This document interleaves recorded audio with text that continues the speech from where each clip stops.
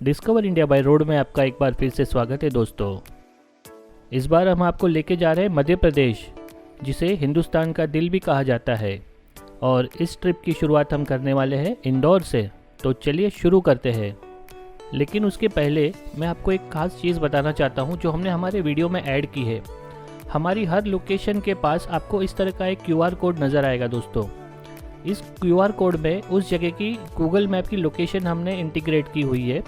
आपको अपने मोबाइल में इस कोड को स्कैन करना है दोस्तों, और उसके बाद जो लिंक ओपन होगी, जब उसके ऊपर आप क्लिक करोगे तो आपके मोबाइल पर वह लोकेशन गूगल मैप के अंदर ओपन हो जाएगी, तो जिसकी वजह से आप इस जगह को आसानी से गूगल मैप से ढूंढ सकते हो। हमारी इस ट्रिप के दौरान हम MP के 5 मुख्य शहर, जिसमें इंदौर, उज्जैन, ओमकारेश्वर, माहेश्वर और मांडू जाने वाले हैं। और हमारी इस ट्रिप की शुरुआत हमने मुंबई से की है, और मुंबई से इंदौर की दूरी करीबन 750 किलोमीटर की है, जिसे आप 13 घंटे में पूरी कर सकते हैं। चलिए, इंदौर घूमने से पहले मैं आपको थोड़ी इंदौर के बारे में जानकारी दे दूं। इंदौर दरअसल मध्य प्रदेश के कुछ महत्वपूर्ण शहरों में से एक है, और यह काफ़ी विकसित है। इंदौर एक ऐतिहासिक शहर भी है दोस्तों, और इसका इतिहास भी काफ़ी रोचक है। इंदौर पर शुरुआत में होलकर रियासत का राज हुआ करता था, जिसमें मुख्यतः मल्हारराव होलकर, अहिल्याबाई होलकर और तुकोजी होलकर आते हैं। और इन्होंने इंदौर के विकास में काफ़ी बड़ा योगदान दिया हुआ है, और यहाँ पर कला और संस्कृति का भी काफ़ी विकास हुआ है, जिसकी झलक आपको यहाँ के आर्किटेक्चर में दिखाई देती है दोस्तों। और एक ख़ास बात, इंदौर को पिछले 2 सालों से स्वच्छता सर्वेक्षण में एक नंबर 1 मिला हुआ है दोस्तों। तो चलिए शुरू करते हैं हमारी इंदौर यात्रा। हमारी इस यात्रा का प्रारंभ हमने बड़ा गणपति मंदिर से किया। वैसे भी इंदौर पहुंचते पहुंचते हमें शाम हो गई थी, तो हमारे पास ज़्यादा समय तो था नहीं, तो हमने सोचा कि क्यों ना इसी मंदिर में गणेश जी के दर्शन की जाए। यहाँ पे गणेश जी की एक 25 फुट ऊंची विशाल प्रतिमा है, और इसका निर्माण 1875 में किया गया था। इस मंदिर के निर्माण के पीछे भी एक रोचक कहानी है। उज्जैन के एक निवासी थे श्री नारायण दधीच, जिनको रात में भगवान श्री गणेश की मूर्ति का सपना आया, और अगले दिन उन्होंने वही मंदिर बनाने का फैसला किया। और तब से इस मूर्ति की यहाँ पे काफ़ी मान्यता है। उत्सव के समय यहाँ पर काफ़ी भीड़ हो जाती है दोस्तों। यह मंदिर बिल्कुल मेन रोड पर स्थित है। यहाँ पर अगर आओगे तो आपको इसे ढूंढने में कोई परेशानी नहीं होगी, और मैंने जो इसकी लोकेशन है वो भी यहाँ पे QR कोड में आपको दे दी है। और उसके अलावा यहाँ पे आप एक बात और ध्यान रखिएगा कि अगर आप अपनी खुद की गाड़ी से आ रहे हो तो आपको यहाँ पे शायद पार्किंग के लिए थोड़ी सी परेशानी हो सकती है। वहाँ से निकल कर हम अब आ गए हैं MT क्लॉथ मार्केट में, जो रजवाड़ा के नज़दीकी है। यहाँ पर आप अपनी थोड़ी सी शॉपिंग कर सकते हो। यहाँ पे कपड़े का ये काफ़ी बड़ा होलसेल मार्केट है, और आप यहाँ पे रिटेल में भी कपड़ा खरीद सकते हो। यहाँ पे आपको हर प्रकार के साड़ी, ड्रेस मटेरियल और रेडीमेड मिल जाएंगे, लेकिन आपको यहाँ पे थोड़ा सा बार्गेन ज़रूर करना पड़ेगा दोस्तों। हमारे दूसरे दिन की शुरुआत हमने अन्नपूर्णा टेम्पल से की। यह भी एक इंदौर का दर्शनीय स्थल है। यहाँ पर भी काफ़ी पर्यटक आते हैं। इस कॉम्प्लेक्स में मुख्यतः यह अन्नपूर्णा माता का मंदिर है, जहाँ पर अन्नपूर्णा माता की मूर्ति है, और उसके ठीक पीछे एक वेद मंदिर स्थित है। यह मंदिर भी काफ़ी खूबसूरत है दोस्तों। इसके अंदर चारों वेदों को स्थापित किया गया है, और उसके नज़दीक में ही काशी विश्वनाथ का मंदिर है। यहाँ पर शिवजी की एक प्रतिमा और एक शिवलिंग स्थापित है। और इस लोकेशन का QR कोड भी मैंने आपको यहाँ पे दिया हुआ है, ताकि आपको यह लोकेशन ढूंढने में कोई परेशानी नहीं होगी। तो अब हम आ गए हैं अटल बिहारी वाजपेयी क्षेत्रीय उद्यान, या जिसे पीपलियापाला गार्डन भी कहा जाता है। यहाँ पर भी आपको काफ़ी मज़ा आएगा दोस्तों। इस गार्डन की एंट्री टिकट बड़ों के लिए 25 रुपया है, और बच्चों के लिए 10 रुपया है। और ये जो पूरा गार्डन है ये 80 एकड़ में फैला हुआ है, जिसमें से 42 एकड़ करीबन जो है ये पीपलियापाला लेक है, और बाकी के 38 एकड़ में गार्डनिंग, लैंडस्केपिंग की हुई है। यहाँ पर एक ब्रिज है जिसमें मिस्ट फाउंटेन भी लगा हुआ है। हालांकि हम जब आए तब ये बंद था, लेकिन फिर भी आपको यहाँ पे काफ़ी मज़ा आएगा।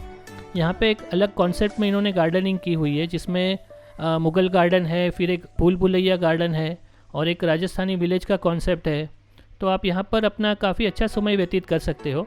और एक्चुअली दरअसल हम यहाँ पे आए थे कि इस लेक में हमने सुना था कि बोटिंग होती है, लेकिन पता नहीं शायद पानी का लेवल कम होने की वजह से या किसी कारण से कुछ बोटिंग तो नहीं थी, लेकिन यहाँ पे कुछ पक्षी थे, तो हमने बस कुछ देर बैठ के उनका पक्षियों का आनंद लिया। और अब हम यहाँ से चलते हैं लाल बाग पैलेस की ओर। लाल बाग पैलेस भी इंदौर का एक काफ़ी दर्शनीय स्थल है।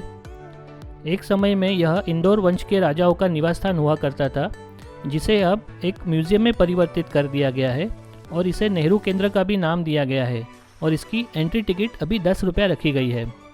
दरअसल यह एक 3 मंजिला इमारत है। यहाँ पर आज भी आप उनकी जो शाही रहनी कहनी थी वो आप देख सकते हो कि वह किस तरह से अपने शाही अंदाज में उस वक्त यहाँ पे रहा करते थे। और इसका यह जो गेट है, मुख्य द्वार, यह भी यहाँ से ब्रिटेन से लाया गया था। तो आप भी यहाँ पे ज़रूर आइएगा दोस्तों, आपको यहाँ पे काफ़ी मज़ा आएगा। तो चलिए अब चलते हैं इंदौर के सबसे मुख्य आकर्षण यानी कि राजवाड़ा में, और यह बरोबर स्थित है इंदौर के मध्य में।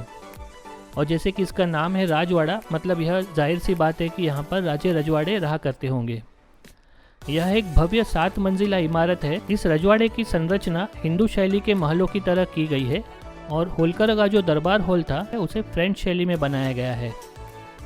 दरअसल यह राजवाड़ा जो है ये कभी भी ठीक से पूर्ण तरह बन नहीं पाया, क्योंकि इस पर 3 बार आक्रमण हुआ और 3 बार इसे काफ़ी नुकसान पहुंचा है। हम भी जब गए तब यहाँ पर रिपेयरिंग का काम चालू ही था। अभी यहाँ पर इन्होंने एक लाइट एंड साउंड शो भी आयोजित किया हुआ है, जो हर दिन शाम के समय होता है।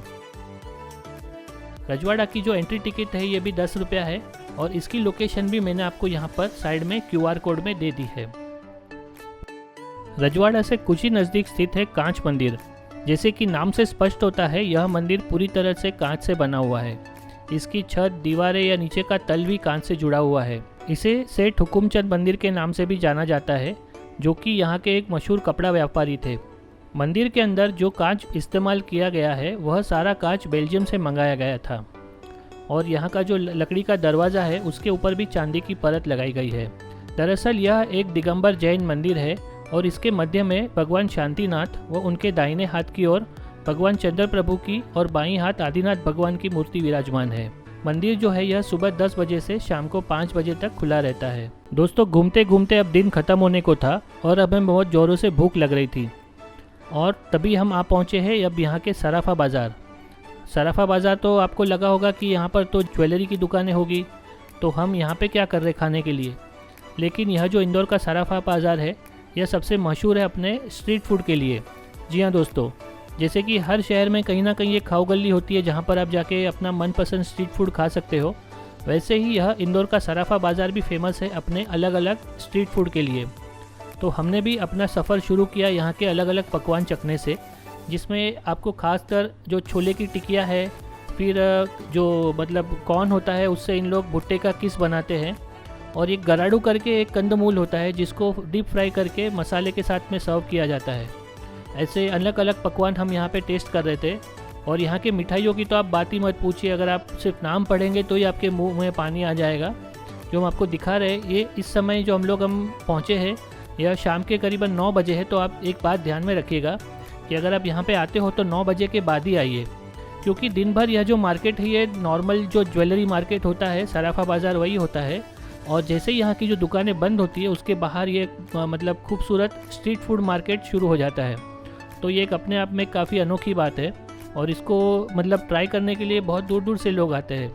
और जैसे कि आप ये देख रहे हो कि यहाँ पर आपको और सारे के सारे यहाँ पे वेज चीज़ें मिलती हैं, यहाँ पे नॉन वेज आपको कुछ भी नहीं मिलेगा।